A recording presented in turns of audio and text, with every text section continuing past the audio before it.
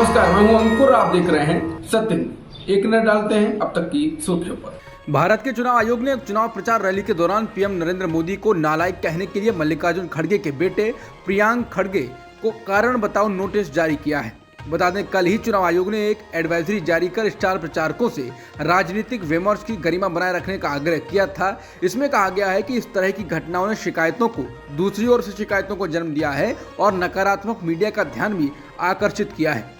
बता दें, पीएम मोदी भी लगातार कर्नाटक में बजरंगबली का नाम और बहुत सी चीजें कह रहे हैं। अमित शाह, योगी आदित्यनाथ, नड्डा जैसे के खिलाफ भी कांग्रेस चुनाव आयोग पहुंची है, लेकिन अभी तक कोई कार्रवाई नहीं हुई है।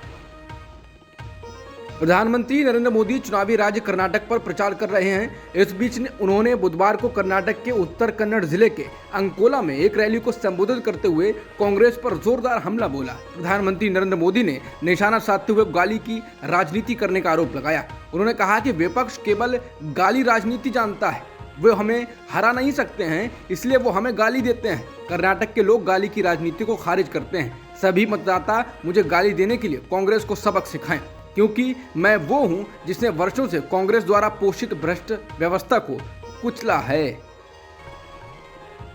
कांग्रेस के द्वारा कर्नाटक में सरकार बनने पर बजरंग दल, पीएफआई जैसे संगठनों को बैन करने के वादे पर पीएम मोदी बजरंगबली को लॉक करना बता रहे हैं। यही सवाल जब छत्तीसगढ़ के मुख्यमंत्री भूपेश बघेल से पूछा गया तो उन्होंने मीडिया से बात करते हुए कहा कि मोदी जी फेंकने में बहुत माहिर हैं। जो चीज़ पाकिस्तान में हुई है उसे बिहार का बता देते हैं। जनसंख्या जितनी नहीं है उतना बता देते हैं। बैन बजरंग दल पर लगाने की बात हुई है, बजरंगबली पर नहीं। बजरंगबली हमारे आराध्य हैं, उनके नाम पर कोई गुंडागर्दी करे ये उचित नहीं। भूपेश बघेल ने कहा, राम को ताला लगा दिया। अरे, अयोध्या के मंदिर में ताला खुलवाने का काम तो राजीव गांधी ने किया था। वो प्रधानमंत्री के रूप में कितना झूठ बोलेंगे। अब तो इतना झूठ बोलते हैं कि लोग उनकी बात गंभीरता से नहीं ले रहे हैं। उन्होंने कहा कि अडानी पर हिंडनबर्ग की जो रिपोर्ट आई, प्रधानमंत्री उस पर एक शब्द नहीं बोल रहे हैं। कर्नाटक के विकास के बारे में कुछ नहीं कह रहे हैं।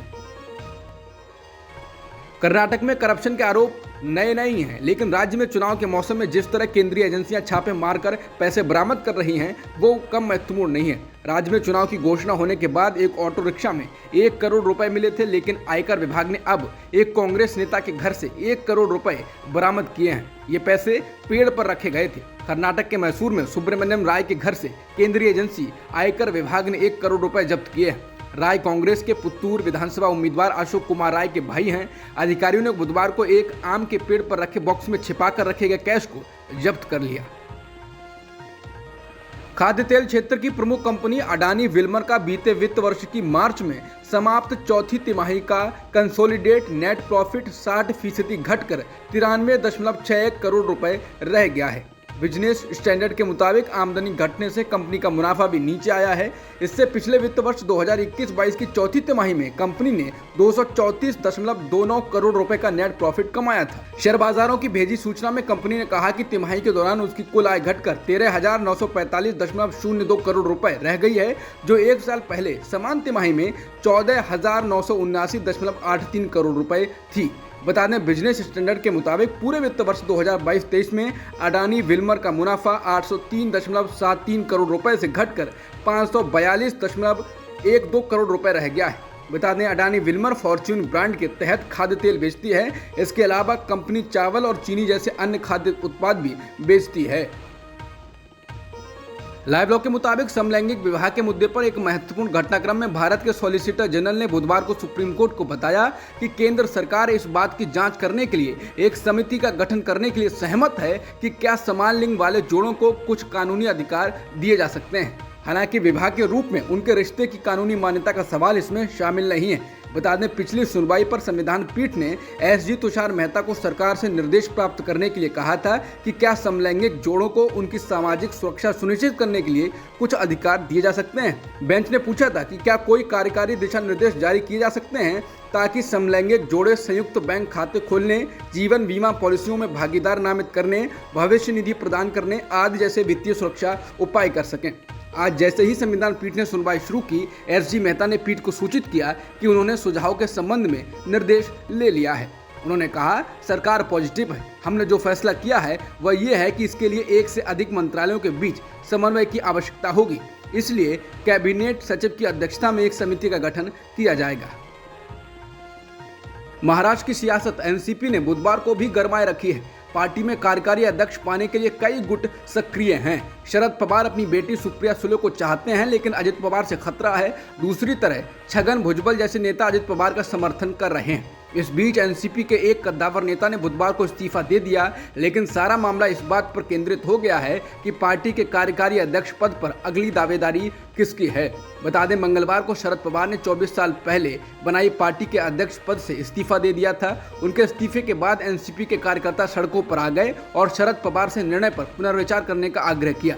शाम होते होते पवार ने भी कार्यकर्ताओं का सम्मान रखते हुए अपने फैसले पर विचार करने के लिए 2-3 दिन का समय मांग लिया। महाराष्ट्र के सियासी जानकारों का कहना है कि ये पवार का राजनीतिक दांव था, जिसमें वो माहिर हैं। इस दांव से उन्होंने कई चीज़ों को एक साथ साध लिया है। पहली तो ये कि उन्होंने अजित पवार की बगावत को शांत कर दिया है, जिनको लेकर खबरें आ रही थी कि वह बीजेपी के साथ नज़दीकी बढ़ा रहे हैं। दूसरा, उन्होंने पार्टी में अपने उत्तराधिकारी को लेकर चल रही लड़ाई को भी थाम लिया है, जो उनके भतीजे अजित पवार और सुप्रिया सुले के बीच चल रही थी। तीसरा, उन्होंने महाविकास आघाड़ी गठबंधन के नेता के तौर पर बढ़ रही उद्धव ठाकरे की लोकप्रियता को भी थाम लिया है। इन सबके सहारे शरद पवार एक बार फिर महाराष्ट्र के सबसे बड़े सियासी नेता के तौर पर सामने आए हैं। कांग्रेस नेता राहुल गांधी की मोदी सरनेम मामले में मुश्किलें लगातार बढ़ती ही जा रही हैं। गुजरात हाईकोर्ट ने जहां सुनवाई टाल दी है, तो अब रांची की एमपी एमएलए कोर्ट ने राहुल गांधी की याचिका खारिज कर दी है। राहुल गांधी की ओर से दाखिल याचिका में व्यक्तिगत रूप से पेशी में छूट की मांग की गई थी, यानी अब जब भी सुनवाई होगी राहुल गांधी को कोर्ट में खुद पेश होना पड़ेगा।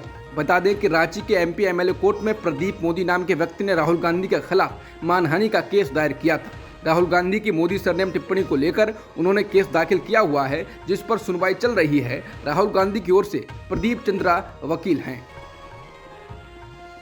भारतीय ओलंपिक संघ की अध्यक्ष पीटी उषा आज बुधवार दोपहर को अचानक जंतर मंतर पर महिला पहलवानों से मिलने पहुंच गईं। अचानक हुए इस घटनाक्रम से मीडिया समेत सभी लोग हैरान हैं, क्योंकि अभी कल तक पीटी उषा महिला पहलवानों के इस आंदोलन के खिलाफ बयान दे रही थी। उनका कहना था कि इससे देश की छवि खराब हो रही है और कहा था कि पहलवानों के प्रदर्शन करने से पहले समिति के निर्णय का इंतजार करना चाहिए था। पीटी उषा के जंतर मंतर पहुंचने से ठीक पहले महिला पहलवानों विनेश फोगाट, साक्षी मलिक के अलावा बजरंग पूनिया की कल मंगलवार की प्रेस कॉन्फ्रेंस को जरा याद करें।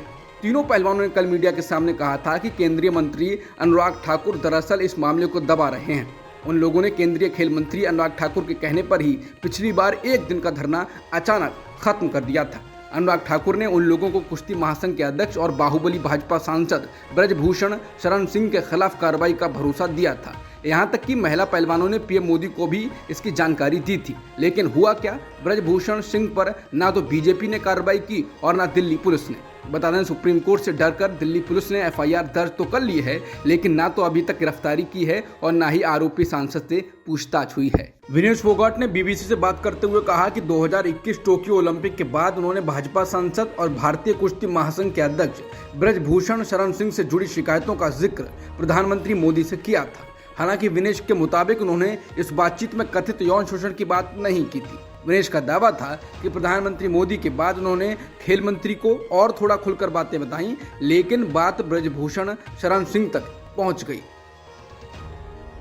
जंतर मंतर पर बैठी महिला पहलवानों ने केंद्रीय खेल मंत्री अनुराग ठाकुर पर मामले को दबाने और भारतीय कुश्ती महासंघ के अध्यक्ष ब्रजभूषण शरण सिंह को संरक्षण देने का आरोप लगाया है। संयोग से ब्रजभूषण भाजपा सांसद भी हैं। पहलवानों ने बताया कि आंदोलन शुरू करने से पहले और बाद उन्होंने कई सरकारी अधिकारियों से मिलकर महिला पहलवानों के साथ हो रहे यौन उत्पीड़न की शिकायत की, लेकिन किसी ने हमारी नहीं सुनी।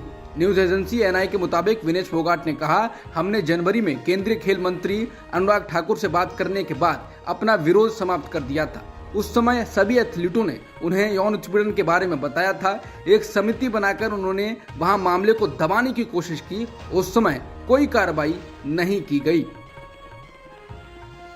दिल्ली शराब घोटाला मामले में ईडी की चार्जशीट में अपना नाम जोड़े जाने का कड़ा विरोध करते हुए आम आदमी पार्टी के सांसद संजय सिंह ने दावा किया है कि ऐसा गलती से हुआ था। उन्होंने कहा कि ईडी ने पत्र भेजकर उनसे खेद जताया और चूक मानी। उनका कहना है कि उन्हें ईडी की चिट्ठी मिली है। ईडी ने उन्हें चिट्ठी लिखकर खेद जताया और कहा कि चार्जशीट में उनका नाम गलती से आया है। वहीं इस मामले को लेकर आपके राष्ट्रीय संयोजक और दिल्ली के सीएम अरविंद केजरीवाल ने पीएम पर निशाना साधा। अरविंद केजरीवाल ने ट्वीट किया कि क्या किसी का नाम चार्जशीट में गलती से भी डाला जाता है? इससे साफ है कि पूरा केस फर्जी है।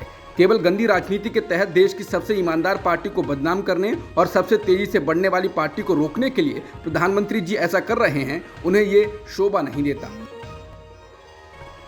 भाजपा से कथित तौर पर जुड़े रहे महाठग संजय राय शेरपुरिया के खिलाफ अब ईडी ने भी जांच शुरू कर दी है। शेरपुरिया को अब आगे की पूछताछ के लिए फिर से यूपी पुलिस के हवाले कर दिया गया है।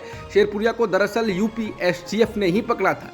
इधर देखने में आ रहा है कि कुछ लोग खुद को पीएमओ और गुजरात सीएमओ से जुड़ा बताकर ठगी करते हुए पकड़े जा रहे हैं। शेरपुरिया खुद को पीएमओ से जुड़ा बताता था, यहाँ तक कि उसने जम्मू कश्मीर के एलजी को 25 लाख का कथित तौर पर लोन भी दे रखा है। इस संबंध में ईडी ने बीती रात संजय राय के 4 ठिकानों दिल्ली, बनारस, लखनऊ और गाजीपुर में छापेमारी की। इस दौरान ईडी की टीम ने घंटों शेरपुरिया के ठिकानों पर छानबीन करती रही। ईडी द्वारा की गई इस छापेमारी में शेरपुरिया की कंपनियों तथा उसके NGO youth rural entrepreneur foundation से जुड़े दस्तावेज बरामद किए गए। व्यापक रूप से आर्टिफिशियल एजेंसी के गॉडफादर कहे जाने वाले एक व्यक्ति ने इस क्षेत्र में बढ़ते खतरों के बारे में चेतावनी देते हुए अपनी गूगल नौकरी छोड़ दी है। वह नई टेक्नोलॉजी के खतरों के खिलाफ आगाह करने के लिए गूगल से अलग हुए हैं। एआई सिस्टम के लिए टेक्नोलॉजी की नई नींव रखने वाले मशहूर साइंटिस्ट जेफरी हिंटन ने न्यूयॉर्क टाइम्स को बताया कि इस सेक्टर में की गई प्रगति ने समाज और मानवता के लिए गहरा जोखिम पैदा किया है। सोमवार को पब्लिश आर्टिकल में उनके हवाले से कहा गया, देखिए 5 साल पहले ये टेक्नोलॉजी कैसा था और अब कैसा हो गया है। इसमें आए अंतर को देखिए, ये डरावना है। उन्होंने न्यूयॉर्क टाइम्स को दिए एक बयान में गूगल से अपने इस्तीफे की घोषणा करते हुए कहा कि उन्हें अब अपने काम पर पछतावा है। बता दें, डॉक्टर हिंटन की डीप लर्निंग और न्यूरल नेटवर्क पर रिसर्च ने ही आज के पॉपुलर एआई सिस्टम की नींव रखी है। चैट जीपीटी जैसे पॉपुलर एआई बॉट्स तक का रिश्ता हिंटन ने खोजा है। उन्होंने एक इंटरव्यू में बताया कि चैटबॉट्स जल्दी ही इंसानी दिमाग की जानकारी से इस स्तर को पार कर लेंगे। हिंटन ने कहा कि आप कल्पना कीजिए कि किसी रोज कोई बुरा शख्स रोबोट्स को अपने गोल्स क्रिएट करने की क्षमता दे देता है। हिंटन ने द न्यूयॉर्क टाइम्स को बताया कि वैज्ञानिकों को इसे तब तक और अधिक नहीं बढ़ाना चाहिए जब तक कि वे समझ नहीं जाते कि क्या वे इसे नियंत्रित कर सकते हैं या नहीं कर सकते हैं। साल भर से अधिक समय से चल रहे रूस और यूक्रेन युद्ध के बीच अब रूस ने यूक्रेन पर क्रेमलिन में आतंकियों की तरह हमला करने का आरोप लगाया है। रूसी सरकार की ओर से कहा गया है कि यूक्रेन ने क्रेमलिन पर ड्रोन से हमला करने की कोशिश की। उसकी यह हरकत आतंकवादियों जैसी है और रूस इसका कड़ा जवाब देगा। उन्होंने कहा कि यूक्रेन द्वारा लॉन्च किए गए 2 ड्रोन को मार गिराया गया है। रूसी सरकार की ओर से कीव पर रूसी राष्ट्रपति व्लादिमीर पुतिन को मारने की कोशिश करने का आरोप लगाया गया है। रूस ने बुधवार को यूक्रेन पर राष्ट्रपति व्लादिमीर पुतिन को मारने के असफल प्रयास में क्रेमलिन पर रात भर ड्रोन से हमला करने का आरोप लगाया। क्रेमलिन ने कहा कि पुतिन के आवास पर कथित हमले में 2 ड्रोन का इस्तेमाल किया गया, लेकिन इनको सुरक्षा द्वारा निष्क्रिय कर दिया गया। लखनऊ सुपर जायंट्स और चेन्नई सुपर किंग्स के बीच मैच को रद्द करार दे दिया गया है।